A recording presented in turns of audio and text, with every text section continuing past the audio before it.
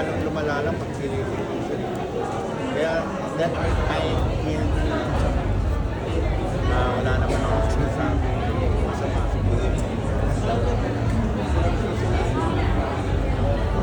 I had to get it. Saka inaarap ko naman sana ma-appreciate nila yun. Tinanggap ko yung verdict na guilty ako. Tinanggap ko yun.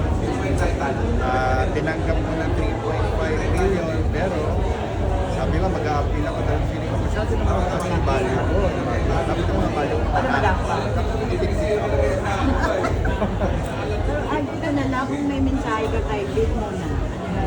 Well, unang-una, kanina napanood ko sa social media, it's their anniversary. Happy anniversary sa Tito Bigel.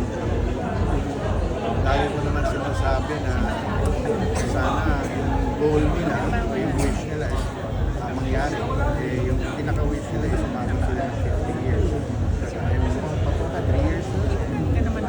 Kaya yun lang, I wish them well. I wish them good health. I wish them happiness. I wish them success. Yun lang yung goal nila na pagdating nila. 50 years. Ano ba yung 50 goal? Golden anniversary na. May deadline ba yung 3.5 hanggang kailan mo pwede? Wala, kasi it is under appeal.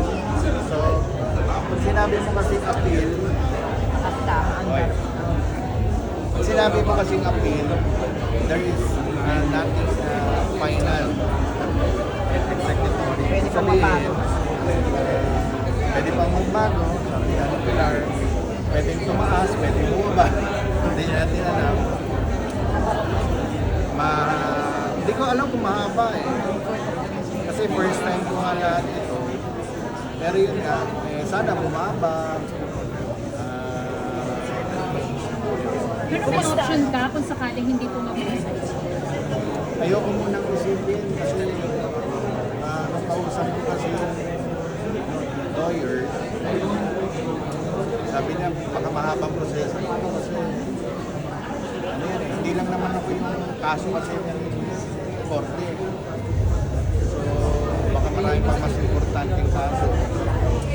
Baga, kung ganyan kakapal yan, baka nandito pa ako sa ila.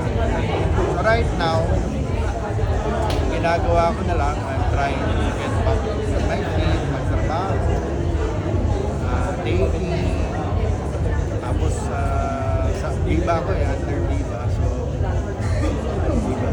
Viva. So hindi naman naapektuhan. Pag hindi bumaba yung 3.5, baka tanggapin ko na yung Viva Max. Pero sa ngayon, Viva 1 na lang. Pero Andrew, hindi pa naapektuhan yung mga trabaho mo. Wala. Naapektuhan kasi syempre, I was supposed to do a movie, no? Vida, na Billie here. Viva, there's under one production. Pero siguro mga 2 weeks, 3 weeks bago ng taping last year, I shooting last year. Nasabihan ako ng aming manager na malipas ko na natin itong bagyo. Kasi I think last year, lalo na nung end part ng last year,